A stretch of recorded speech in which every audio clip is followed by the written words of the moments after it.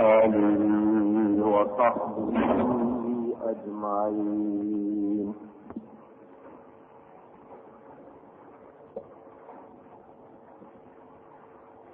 أما بعد فأعوذ بالله من الشيطان الرجيم.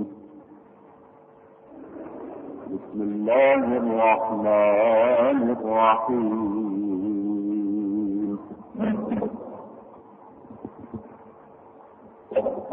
له معقبات من بين يديه ومن خلفه يحفظونه من أمر الله.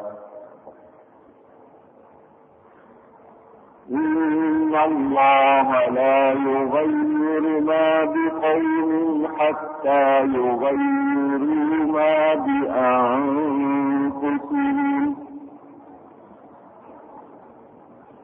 وإذا أراد الله بقوم سوءا فلا مرد له وما لهم من دونه من وال.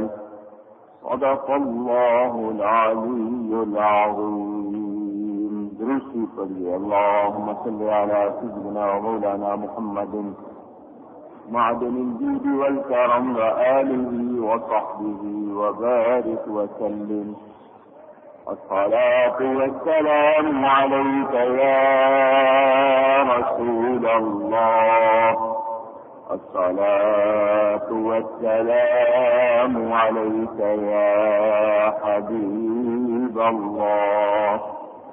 الصلاة والسلام عليك يا رحمة للعالمين وعلى آلك وأصحابك يا شفيع المذنبين.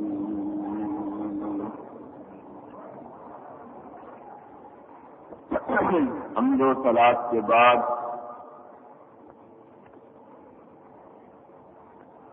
گزشتہ جمعے یہ بیان ہوا تھا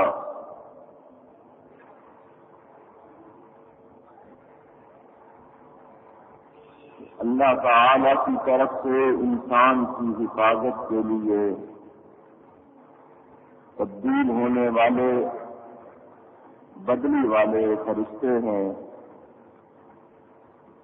جو اللہ کے حکم سے انسان کے آگے اور پیچھے اس کی حفاظت کرتے ہیں. ان کی کچھ تفصیل بھی مفسرین کرام کے مطابق بیان کی تھی تاکہ انسان یہ جان لے کہ وہ شخص جو خود کو اللہ تعالی کی اطاعت فرما برداری میں رکھتا ہے، جو اللہ کی فرما برداری میں لگا رہتا ہے، اس کا حکم ماننے میں لگا رہتا ہے، اللہ کی طرف سے اس کی حفاظت ہوتی ہے.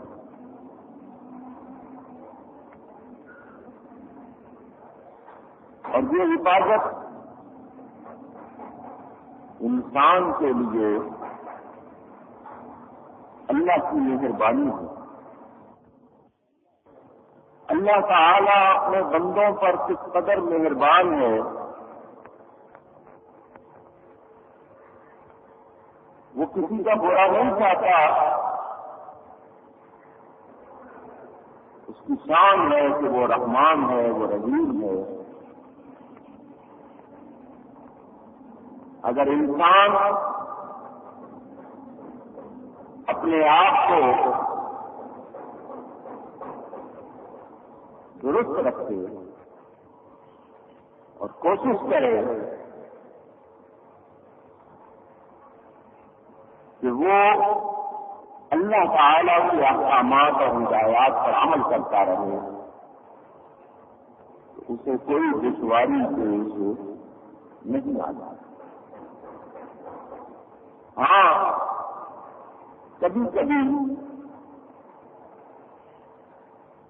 امتحان ہوتے ہیں اور وہ بھی انسان کی ترقی کے لیے ہوتے ہیں، اس کے درجے اور مرتبے بڑھانے کے لیے ہوتے ہیں۔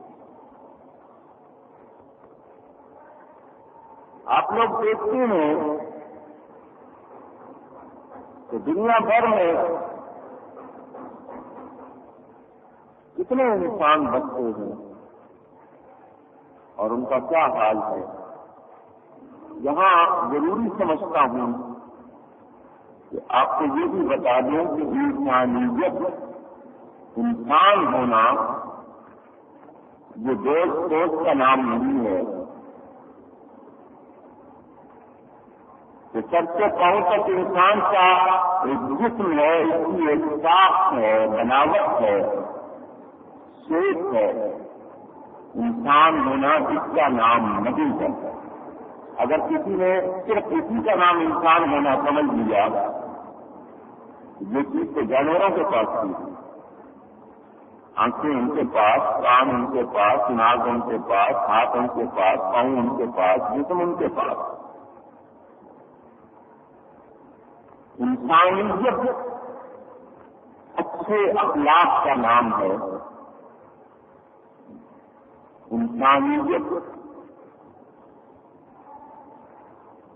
اس اخلاق کے مجموعے کا نام ہے کہ ایک انسان عقل اور شعور رکھتے ہوئے، سمجھ اور فہم رکھتے ہوئے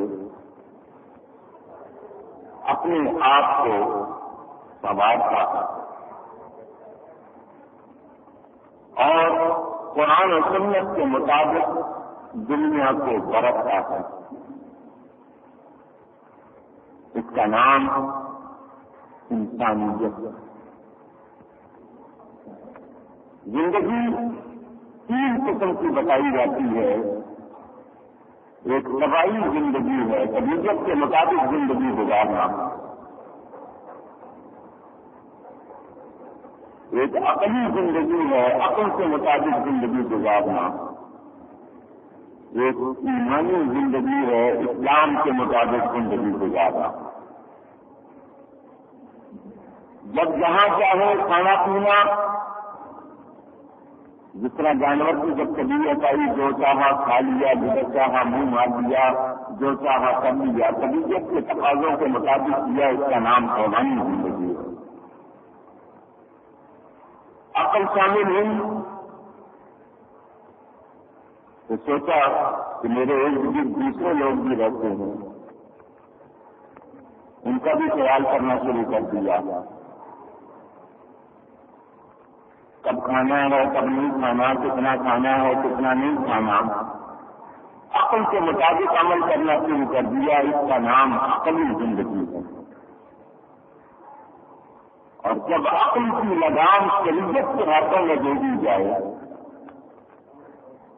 تو پھر جو زندگی گزاری جاتی ہے اس کا نام اسلامی زندگی ہے۔ کیونکہ عقل کے تقاضے صبح کچھ ہیں، شام کچھ ہیں، دن میں کچھ ہیں، رات میں کچھ ہیں، سردی میں کچھ ہیں، گرمی میں کچھ ہیں، محفل میں کچھ ہیں، تنہائی میں کچھ ہیں۔ لیکن اسلام کے تقاضے کسی آدمی کو انسان بنا دیتے ہیں۔ وہ اسے بتاتے ہیں کہ کیا چیز اسے کھانی چاہیے اور کیا چیز نہیں کھانی چاہیے، کون سی اس کے لیے حلال ہے، کون سی اس کے لیے حرام ہے۔ اسلام نے ہر وہ چیز منع کی ہے جس سے انسان کی صحت کو، انسان کی عقل کو اور انسان کے ایمان کو نقصان ہوتا ہے، ہر وہ چیز منع کر دی گئی۔ اور اس کی سمجھ کے لیے اسے اللہ نے عقل و شعور دیا، نعمتوں سے اس کو مالا مال کیا ہے کہ انسان جو سمجھے کہ اس کے لیے کیا بہتر ہے۔ مجھے یہ بتائیے، آپ لوگوں نے یہ واقعہ بہت پڑھا ہوگا، بہت سنا ہوگا، ایک جنگ کا واقعہ ہے۔ مریضوں کی دیکھ بھال، زخمیوں کی دیکھ بھال کے لیے بھی لوگ جنگ میں شامل ہوتے ہیں۔ کچھ لوگ زخمی تھے، پانی پلانے والے زخموں کی مرن تقسیم کرنے والے موجود تھے. ایک شخص زخمی ہوا جنگ میں، اس نے پانی مانگا. اسی جنگ میں اور زخمی ہونے والے بھی اس کے قریب سے دوسرے نے بھی، تیسرے نے بھی، چوتھے نے بھی، پانچویں نے بھی پانی مانگا. پانی لانے والا جب پانی لے کے پہلے زخمی کے پاس پہنچا، اس نے کہا پہلے میرے بھائی کو بلاؤ، اس نے مجھ سے پہلے پانی مانگا. وہ دوسرے کی طرف لے کے گیا، اس نے کہا پہلے اس کو پلاؤ، اس نے مجھ سے پہلے پانی مانگا تھا، اس کو پانی مانگا. وہ تیسرے کی طرف بڑھا، اس نے چوتھے کی طرف بڑھا دیا، چوتھے کی طرف بڑھا، اس نے پانچویں کی طرف بڑھا دیا. اسی طرح ایک کو دوسرے پر ترجیح ملتی رہی، ہر کوئی اپنے آپ پر دوسرے کو ترجیح دیتا رہا. جب وہ آخری شخص کے پاس گیا، وہ دم توڑ چکا تھا، اس کی روح نکل چکی تھی. وہ اس کے پڑوس والے کے پاس پلٹ کر آیا، وہ بھی انتقال کر چکا تھا. اسی طرح ایک ایک کر کے سب مقام پا چکے تھے. لیکن یہ ترجیح دینا، آج یہ مثال ہم سناتے ہیں، یہ واقعہ ہم سنتے سناتے ہیں تو ہمیں پتہ کیا چلتا ہے کہ ایک انسان کی عقل کو جب شریعت کی لگام مل جاتی ہے، اس کے اندر صبر پیدا ہوتا ہے، تحمل پیدا ہوتا ہے، وقت پیدا ہوتا ہے، اس کے اندر انصاف پیدا ہوتا ہے، اس کے اندر وہ خوبیاں پیدا ہو جاتی ہے جو ایک آدمی کو انسان بنا کر اشرف المخلوقات بنا دیتی ہے. اور یہی ظاہری شکل و صورت کا انسان اگر طبیعت کے تقاضوں کے مطابق چلنے لگ جائے تو اس میں اور حیوان میں کوئی فرق نہیں رہتا. اور اللہ ماشاء اللہ لوگ حیوانی زندگی ہی زیادہ گزار رہے ہیں، عقلی اور ایمانی زندگی نہیں گزارتا. یہ تین زندگیاں تو عام لوگوں کے لیے ہیں، پھر کچھ لوگ وہ ہیں جو ایمانی زندگی سے آگے بڑھتے ہیں، پھر روحانی زندگی گزارتے ہیں، پھر مکانی زندگی گزارتے ہیں. جیسے اولیاء کرام اللہ والوں کے حالات ہم دیکھتے ہیں، جیسا کہ آپ رمضان شریف میں سنتے ہیں. زکات کے موضوع پر جب میں بیان کرتا ہوں تو آپ حضرات سنتے ہیں کہ 100 پر 2.5%، 2.5%، 100 پر 2.5% دینا یہ زکات شریعت ہے. 2.5% رکھ لینا اور 97.5 دے دینا یہ طریقت ہے. کچھ لوگ وہ ہیں جو 2.5 دیتے ہیں، 97.5 رکھ لیتے ہیں، یہ شریعت ہے. کچھ وہ ہیں جو 2.5 رکھ لیتے ہیں، 97.5 دے دیتے ہیں، یہ طریقت ہے. اور سب کچھ دینا اور شکرانے میں جان پیش کر دینا یہ محبت ہے. زندگی کے آگے بڑھتے ہیں، مراتب ہیں، کیفیات ہیں، ہر ایک کا ایک جیسا حال ہے نہیں. مجھے اور آپ کو جاننا چاہیے کہ اللہ نے ہمیں اگر انسان بنایا ہے، اشرف المخلوقات بنایا ہے، تو اس نے ہمارے سننے کو توقیف رکھے ہیں، کچھ فرائض رکھے ہیں، کچھ چیزیں ہمارے لیے حلال کی ہیں، کچھ کو حرام کیا ہے. ہمیں ان میں تمیز کرنے کے لیے عقل بھی دی ہے، رہنمائی بھی کی ہے، قرآن بھی دیا ہے. رسول کریم صلی اللہ علیہ وسلم کو مبعوث بھی فرمایا تو اس نے نبی بلی بھیجے، اس نے اپنی کتاب بھیجی اور ہمیں زندگی کو گزارنے کا طریقہ سکھا دیا. اس کے بعد بھی اگر ہم اس کے مطابق نہیں کرتے تو پھر ہم میں اور حیوانوں میں کوئی فرق نہیں رہ جاتا. ہم انسان اس وقت کہلائیں گے جب ہماری زندگی حیوانی زندگی نہیں ہوگی، جب ہماری زندگی صرف اپنی زندگی نہیں ہوگی بلکہ ہماری زندگی اسلامی زندگی ہوگی. اس وقت تک ہم صحیح معنی میں انسان کہلانے کے لائق نہیں سناتے. اللہ خود فرماتا ہے اولئک کالانعام بل هم اضل. یہ بظاہر شکل و صورت کے انسان جنہیں تم دیکھتے ہو یہ حیوانی زندگی گزار رہے ہیں، جنہوں نے اللہ کو نہیں تسلیم کیا، نہیں جانا، نہیں مانا، جنہوں نے قرآن کو ہدایت کو قبول نہیں کیا، نبیوں کا دامن نہیں تھاما. اولئک کالانعام، یہ لوگ تو جانوروں کی طرح، میں نہیں کہہ رہا، اللہ فرمایا، بل ہم اضل، بلکہ ان سے بھی زیادہ گمراہ۔ قرآن سے پتا چلا کہ جو اللہ کی ہدایات اور احکامات اور تعلیمات پر عمل نہیں کرتا وہ شکل و صورت کا انسان ہے، وہ حقیقت انسان نہیں۔ لہذا مجھے اور آپ کو جان لینا چاہیے کہ اگر ہم واقعی کامیابی چاہتے ہیں، ہم سرفرازی چاہتے ہیں، ہم امن چاہتے ہیں، سلامتی چاہتے ہیں، تو وہ اسلامی زندگی میں ہے۔ مجھے بتائیے وہ معاشرہ جس میں انسان درندوں کی طرح تھا، شکل و صورت کے انسان وظائف میں اس طرح پھنسے ہوئے تھے، انسانی طور پر تو وہ شکل و صورت کے لحاظ سے انسان تھے، مگر اپنی عادتوں، اپنے مزاج، اپنے کردار کے لحاظ سے وہ درندوں سے بدتر زندگی گزار رہے تھے۔ عورت کی کوئی حیثیت نہیں تھی، مرد ایک باپ اپنے ہاتھوں اپنی بیٹی کو زندہ دفن کرتا تھا۔ وہ لوگ جو جانوروں کے پیچھے چلتے تھے، جن میں آپس میں دشمنی نسلوں میں جاری رہتی تھی، انسانیت کا کچھ تو خون ہوتا رہتا تھا۔ اس معاشرے کے لوگوں کو آنے والی نسلوں کا اگر رہنما بنایا، پیشوا بنایا، تو کس چیز میں بنایا؟ انہوں نے نبی کریم صلی اللہ علیہ وسلم کی غلامی اختیار کی، نبی پاک کا دامن تھاما، وہ حضور کے غلام ہو گئے تو آنے والوں کے امام ہو گئے۔ ہم یہ سنتے ہیں، پڑھتے ہیں، اس کے باوجود میں اور آپ اگر اس سے سبق حاصل نہیں کرتے تو بتائیے کہ ہم نے اور جانوروں میں کیا فرق رہ گیا ہے؟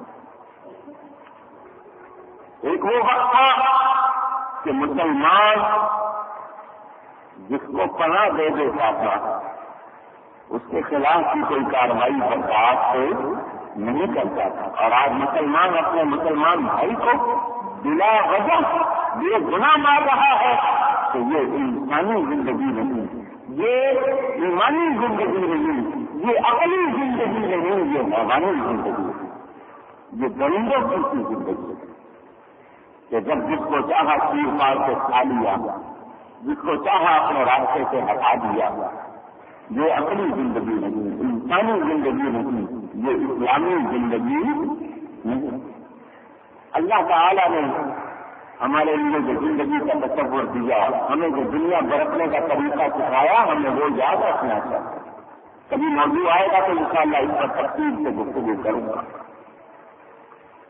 بتا دے رہا ہوں آپ کو کہ انسان اپنے لیے اس بات کو کس وقتی اور سعادت سمجھے کہ اس کی حفاظت کے لیے اللہ کی طرف سے فرشتے ان کی کچھ تفصیل میں آپ کو سنا چکا کہ امن کاتبین ہیں جو اعمال لکھتے ہیں، آپ درود پڑھتے ہیں، اس کے لیے آپ کے منہوں پر فرشتے ہیں، آپ کے منہ پر فرشتہ ہے جو منہ بھی جانوروں کو جانے سے روکتا ہے، آپ کی پیشانی پر فرشتہ ہے۔ اس کی تفصیل میں گزشتہ جمعے آپ کو سنا چکا ہوں۔ یہ آیت نہیں معاقبات من بین یدیہ ومن خلفہ یحفظونہ من امر اللہ، اسی کے تحت میں نے آپ کو سنایا کہ یہ فرشتے کیوں لکھتے ہیں۔ اللہ تعالیٰ کو کسی کی ضرورت نہیں، کسی کا محتاج نہیں، وہ بھولتا نہیں ہے، اس لیے کہ فرشتے میرے اور آپ کے اعمال سے گواہ ہوتے ہیں۔ یہاں وہ مسئلہ بھی میں نے بیان کیا کہ لوگ کہتے ہیں حضور خود سنتے ہیں یا فرشتے پہنچاتے ہیں، اس کا بھی میں نے جواب پیش کیا کہ نبی پاک خود بھی سنتے ہیں، فرشتے بھی پہنچاتے ہیں، اور فرشتوں کا پہنچانا اس لیے کہ فرشتے گواہ ہو جائیں، اور کل قیامت کے دن میری آپ کی گواہی ہے۔ یہ لہو کی زمین جو ہے اس کے بارے میں کچھ مفسرین فرماتے ہیں کہ جو حضور صلی اللہ علیہ وسلم کی طرف راجع ہے، اس طرف لوٹتی ہے، اس میں مراد حضور صلی اللہ علیہ وسلم کی حفاظت کے لیے فرشتوں کا مقرر ہونا ہے۔ چنانچہ اس کے تحت ایک واقعہ لکھا ہے کہ عامر بن طفیل اور اربد بن ربیعہ یہ دو افراد تھے۔ بعضوں نے اربد بن قیس بھی لکھا ہے۔ عبرانی اور ثعلبی میں اس کو روایت کیا گیا ہے کہ یہ دونوں شخص حضور صلی اللہ علیہ وسلم کی بارگاہ میں آئے۔ نبی پاک صلی اللہ علیہ وسلم اس وقت صحابہ کی محفل میں تشریف فرما تھے۔ یہ دونوں مسجد میں آئے۔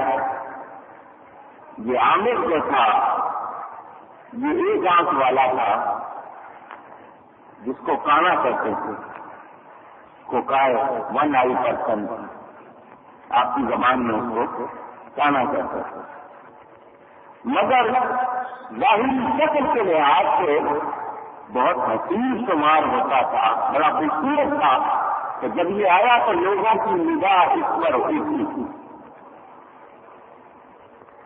ایک شخص نے حضور صلی اللہ علیہ وسلم سے عرض کی، یا رسول اللہ صلی اللہ علیہ وسلم، عامر بن طفیل آپ کے پاس آ رہا ہے، فرمایا اس کو آنے دو، اگر اللہ کو اس کی بھلائی منظور ہوئی تو اس کو ہدایت مل جائے گی، اگر اللہ نے اس کے لیے بھلائی لکھی ہوگی تو اس کو ہدایت مل جائے گی، اور اگر اللہ نے نہیں لکھی تو پھر ہدایت نہیں ملے گی۔ پتا چلا ہدایت اس کو ملتی ہے جس کے لیے اللہ ہدایت پیدا کر دیتا ہے، اور جس کے لیے اللہ پیدا نہیں کرتا ہدایت اس کو ہدایت ملتی نہیں۔ عامر آیا اور آ کر نبی کریم صلی اللہ علیہ وسلم سے سوال کیا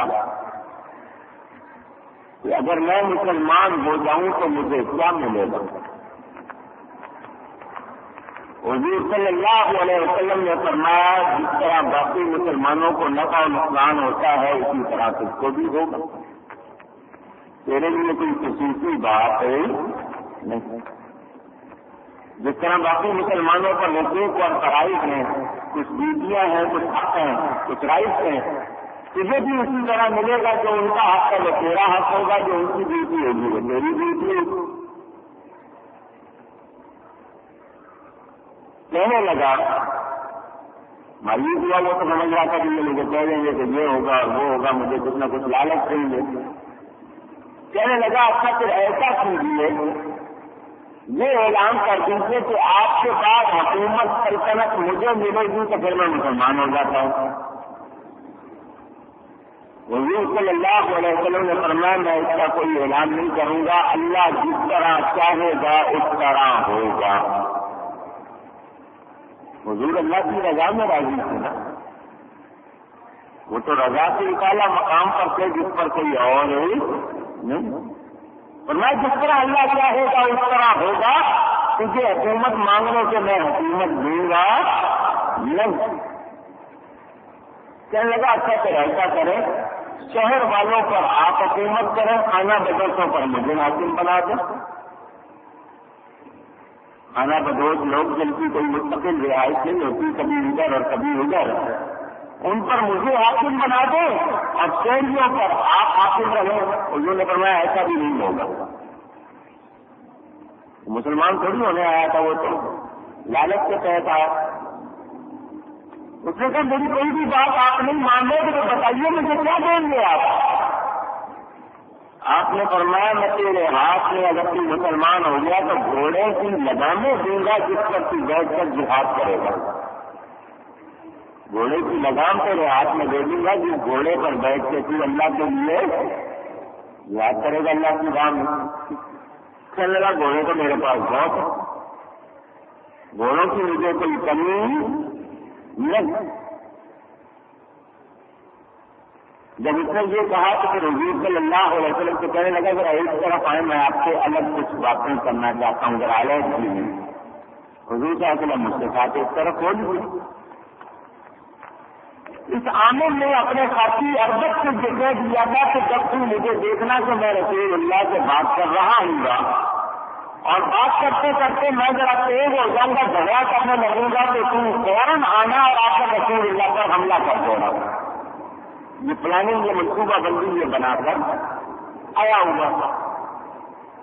چنانچہ حضور صلی اللہ علیہ وسلم کو لے کر جو ایک طرف ہوا تھا تو اس کا مقصد یہی تھا کہ ان کو حضور سے الگ کر لوں، وہ تنہا ہوں گے اور لوگوں کے درمیان تو حملہ کرنا آسان نہیں ہوگا، جب ایک طرف ہوں گے تو حملہ کرنے میں آسانی ہوگی۔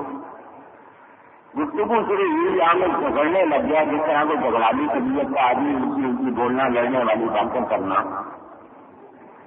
حضور صلی اللہ علیہ وسلم تحمل سے بڑی آپ شان رحمت آپ کی، کوئی کتنی تیزی دکھاتا تھا آپ اتنی ہی اس کے ساتھ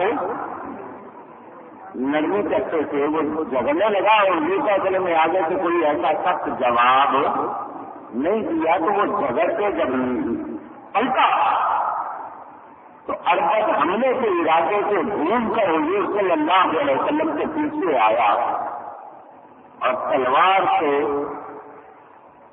اس نے وار کرنے کے لیے تلوار کو اپنی میان سے کھینچا۔ ادھر عامر بھی اس کو اشارہ کر چکا تھا کہ شام کا وقت فوراً آ جا۔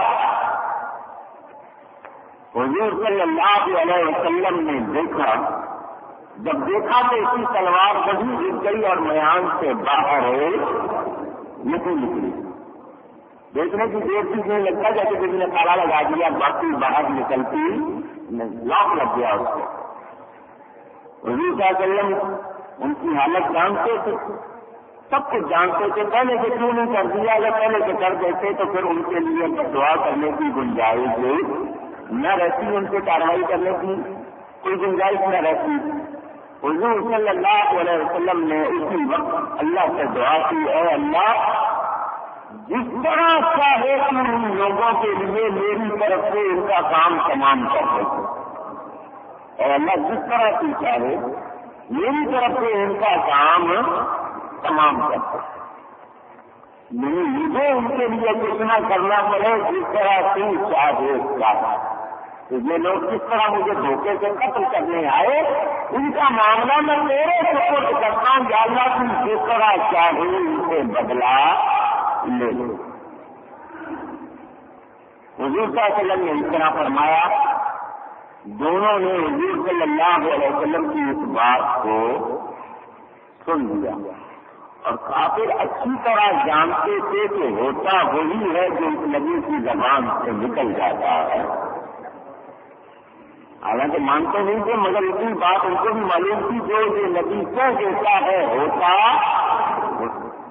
تمہارے منہ سے یہ مسلم وہ بات ہو رہی، تمہارے منہ سے یہ مسلم وہ بات ہو رہی،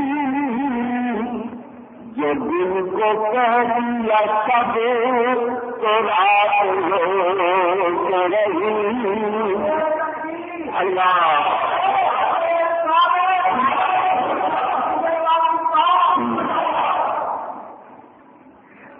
باتیں کر کے دونوں نے دیکھ لیا کہ یہ اپنے ارادے میں کامیاب نہیں ہوئے، یہ الگ الگ چلے۔ اس وقت آسمان پر نام کو بھی بادل دن کا سخت گرمی، دوپہر کا وقت دن کا وقت کا سخت گرمی تھی، ہوا بالکل صاف، مسئلہ بالکل صاف تھا، لیکن اسی حالت میں یہ اربد جس نے تلوار کھینچنے کی کوشش کی تھی، اس نے جب یہ تھوڑا سا آگے بڑھا تو اس پر آسمان سے بجلی گری اور وہ اس بجلی میں جل کے مر گیا۔ بظاہر کوئی آسار نہیں کہ بادلوں میں جتنا بجلی کڑکتی ہے، لیکن ایک بجلی گری اس پر اور یہ وزن جل گیا اس میں اور مر گیا۔ عامر نے شور مچا دیا کہ محمد صلی اللہ علیہ وسلم نے اپنے رب سے بد دعا کر کے اربد کو مارا، اب میں اس نبی پر گھوڑوں کے سواروں کا لشکر لاؤں گا، ایسے سوار لاؤں گا جو گھوڑوں پر سوار ہو کر آئیں گے اور اس پر حملہ کریں گے، اور معاذ اللہ اس نے آگے سے بدگمانی کی جو اس کے ارادے سے اس نے کہا۔ حضور صلی اللہ علیہ وسلم نے جواباً فرمایا، اللہ تجھے ایسا کرنے نہیں دے گا۔ جو عامر اعلان کر رہا ہے اللہ اس کو ایسا کرنے نہیں دے گا جہاں تو اور بہت سے لوگ موجود ہیں وہ بھی ایسا کرنے نہیں دیں گے. وہ عامر ایک عورت کے پاس گیا، رات اس نے وہاں گزاری، صبح ہتھیار باندھنے لگا، چہرے کا رنگ بدلا ہوا تھا، غصے کی کیفیت، پریشانی کا عالم، ہتھیار باندھ رہا تھا. ہتھیار باندھتے باندھتے اس نے اپنی سواری تیار کی، جنگل صحرا میں نکلا اور جنگل میں جا کے شور پڑنے لگا، اپنے خداؤں کے نام لیتے کہ مجھے میرے خداؤں کی قسم ہے اگر میں دوپہر تک اس نبی صلی اللہ علیہ وسلم تک پہنچ گیا تو خرچہ مار کر اس کا کام تمام کر دوں گا. معاذ اللہ ثم معاذ اللہ، نقل کفر نہ باشد. جب اس نے یہ بکواس کی صحرا میں، ابھی وہ یہ بکواس کر ہی رہا تھا کہ اللہ تعالیٰ نے ایک فرشتہ بھیجا. اس فرشتے نے آ کر اپنے پر کا ایک کنارہ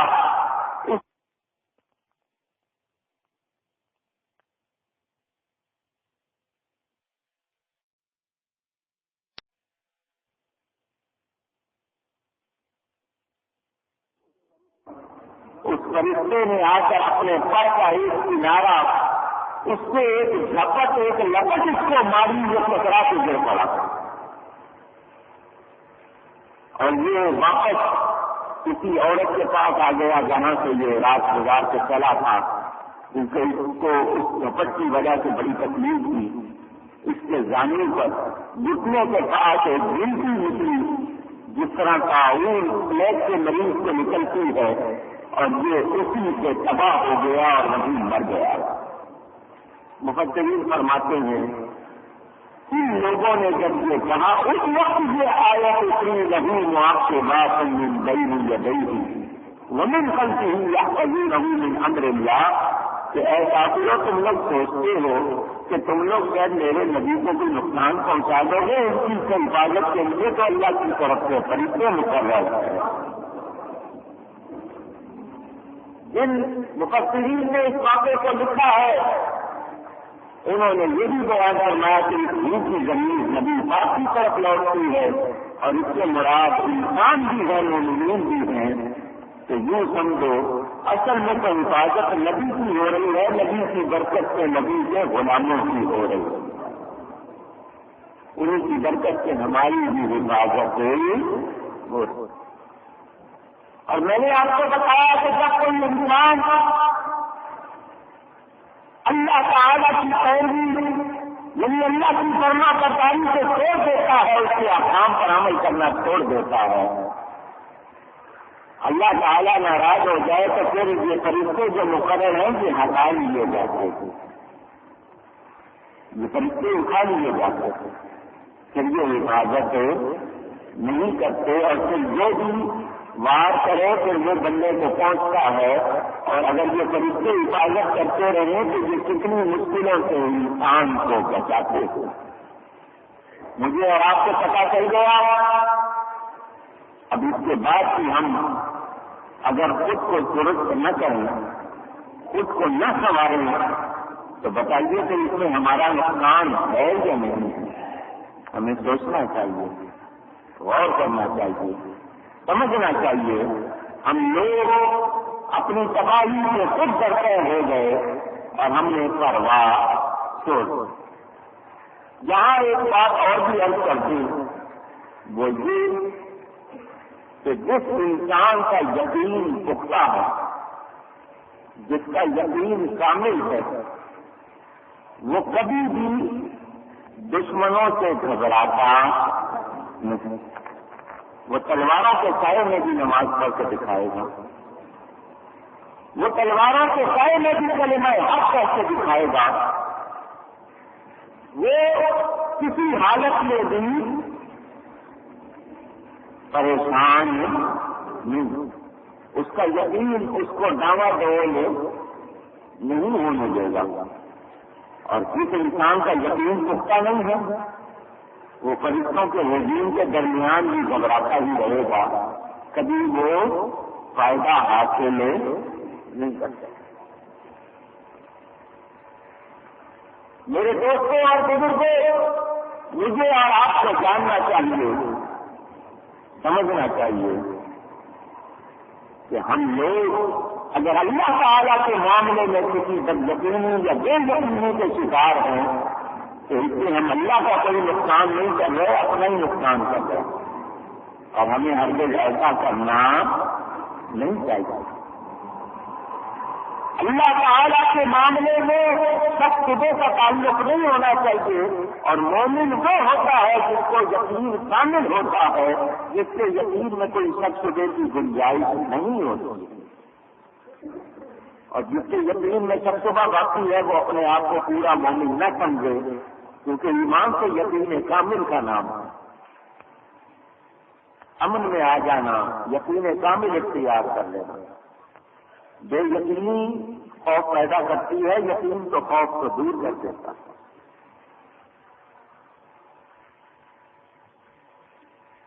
اگر ہم لوگوں نے اپنی حالت کو جان کر دی، سمجھ کر بھی اپنی اصلاح نہ کی، تو بتائیے کہ ہمارا نقصان ہے کہ نہیں؟ اب میں آپ سے ایک دو کڑوی باتیں کروں گا، وہ یہ، آپ سے پہلے بھی یہ باتیں ہو چکی ہیں، کوئی نئی بات نہیں ہے۔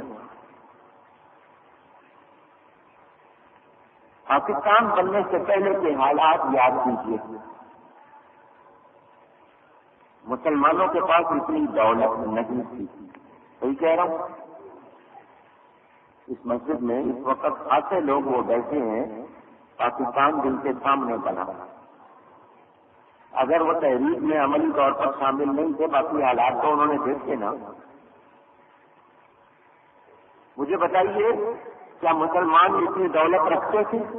نہیں، کمزور تھے، محکوم تھے، غلام تھے، انگریز کی حکومت تھی، ہندو دباؤ ڈالتا تھا، مسلمانوں کے پاس نہ حکومت تھی نہ مال تھا، لیکن اس وقت مسلمان آج سے بہت بہتر تھا۔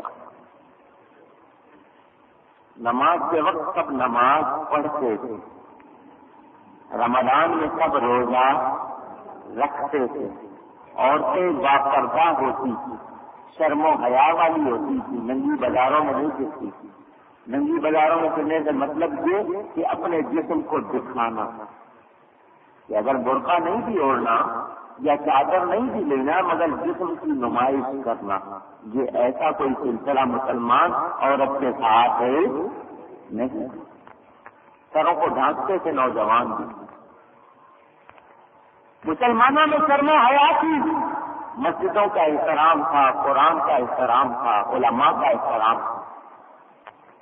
اب کیا ہے؟ اب جو حالات ہیں وہ آپ کے سامنے ہیں۔ مسلمانوں کی عورتیں ننگی ہو گئی، اللہ ماشاءاللہ سب ایک جیسی، اور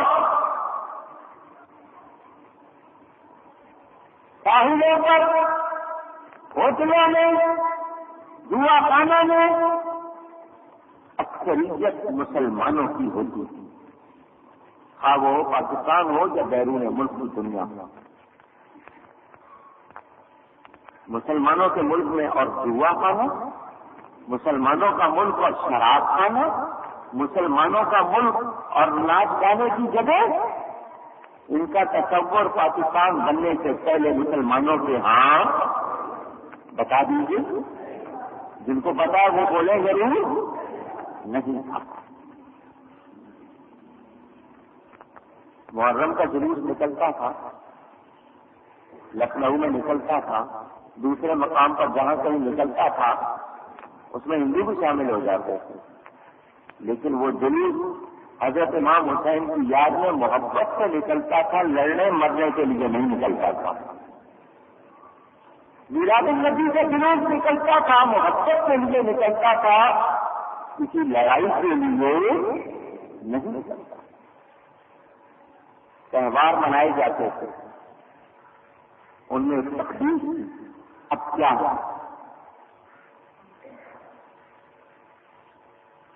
علماء اس دور غلامی میں بھی کلمہ حق لوگوں تک پہنچاتے تھے. علماء حق کی بات کر رہا ہوں, دوسروں کی نہیں کر رہا ہوں. آج مسلمان نوجوان, مرد و عورت, بوڑھی جوان, عورتیں, مردیں, بچے, سب جتنے مرد ہیں سب کا حال دیکھ لیں. مجھے بتائیے آج کیا ہم لوگ اس طرح سے مسلمان ہیں؟ ذرا جواب دے دیجیے. تو کیا پاکستان اس لیے بنایا تھا؟ کیا پاکستان اس لیے بنایا تھا کہ اپنی عورتوں کو ننگا کریں گے, خود بے غیرت ہو جائیں گے؟ کیا اس لیے بنایا تھا کہ جوا خانے کھولیں گے, شراب کے پرمٹ لے کر دکانیں کھولیں گے, عیسائیوں کے طریقے ہندوؤں کے طریقے اختیار کریں گے؟ کیا اس لیے بنایا تھا کہ یہاں ناچ گانوں کو رواج دیں گے؟ کیا اس لیے بنایا تھا کہ گھر گھر سنیما کھلیں گے؟ میں نے اپنے بزرگوں سے سنا, جس ماحول میں پرورش پائی اس میں یہ دیکھتا آیا تھا کہ کوئی عورت ننگے سر گزرتی تھی تو یہ اس بات کی علامت ہوتی تھی کہ اس کے سر کا سائن زندہ نہیں. تو اس کے سر کا کپڑا نہیں ہے تو اس کا مطلب یہ کہ یہ عورت بیوہ ہو چکی ہے, اس کا سہاگ, اس کا سائن زندہ نہیں, اس کا مرد موجود نہیں. مجھے لگتا ہے آج تو کسی کا بھی مرد موجود نہیں, کیونکہ اب تو ساری ننگے سر ہو گئی. اور شاید صحیح ہے کیونکہ مرد رہا ہی کوئی نہیں,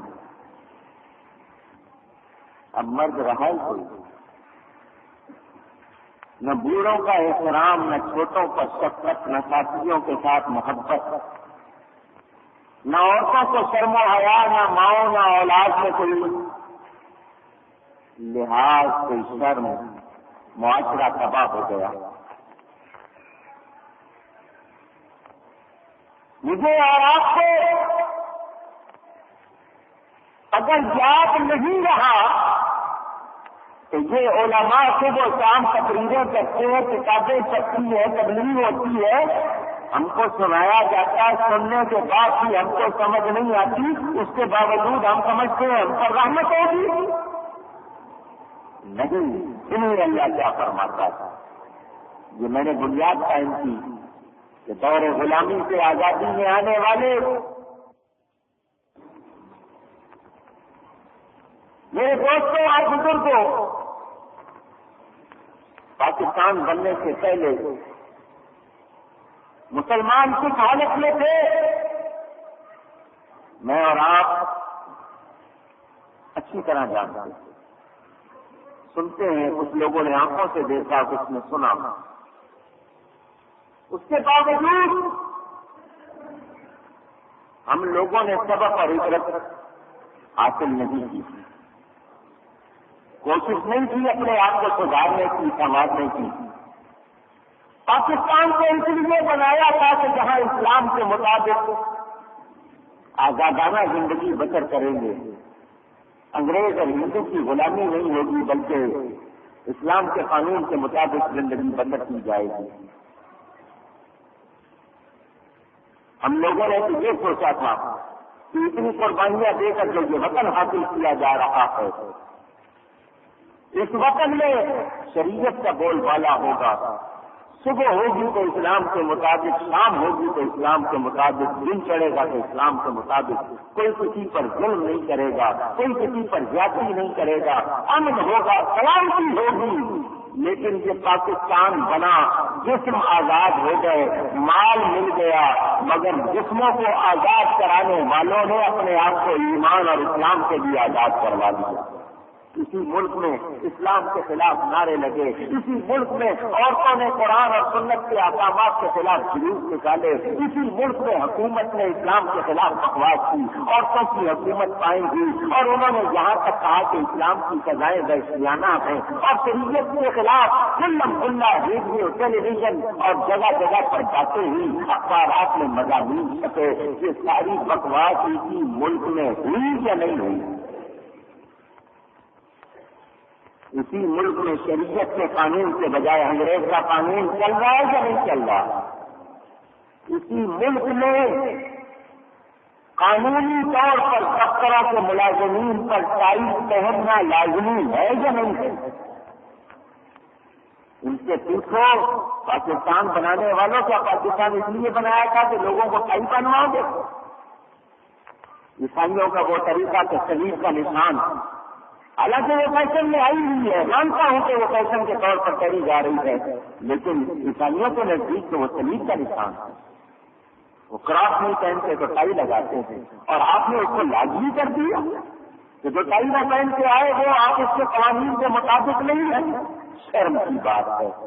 یہاں پر مسلمانوں کا لباس پہنا کر دروازوں پر، آپ نہیں دیکھتے مغلوں کا شہنشاہوں کا لباس کھلا پہنا ہوا ہے، شاہی لباس بیلٹ بنا ہوا ہے، اس کو تو دروازہ پکڑنے والا بنا دیا ہے، اور جنہوں نے کوٹ پتلون پہنا ہوا ہے ان کو آفیسر بنا دیا ہے۔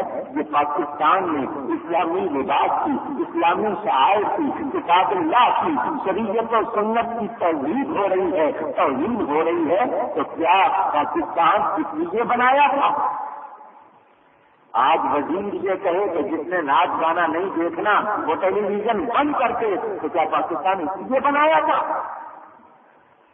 کیا پاکستان اس لیے بنایا تھا کہ جہاں پر اردو، سندھی، پنجابی، مہاجر، پٹھان، بلوچی، براہوی، ان باتوں کے جھگڑے ہوں گے آپس میں، قوم اور نسلیں اور ذات آپ کھلی جائے گی؟ آئیے اب اللہ کا حکم سنیے۔ اللہ فرماتا ہے ان اللہ لا یغیر ما بقوم حتی یغیروا ما بانفسہم۔ سنیں، بے شک اللہ کسی قوم سے اپنی نعمت نہیں بدلتا جب تک وہ خود اپنی حالت نہ بدلے۔ میں نے آپ کے سامنے جو کچھ تمہید کے طور پر پیش کیا، میں پوچھنا چاہتا ہوں ہماری حالت میں آج ترقی ہے یا ہم لوگ بہت زیادہ خراب ہو گئے؟ ظاہری طور پر ہم نے بنگلے بنا دیے، کاریں خرید لی، امیر ہو گئے، پہلے غریب تھے اب امیر ہو گئے، لیکن ایمانی لحاظ سے ہم کمزور ہو گئے، اخلاقی لحاظ سے کمزور ہو گئے، انسانی لحاظ سے کمزور ہو گئے، مسلمان نام سے رہ گئے، شکل مومنہ اور کرتوت کافرہ۔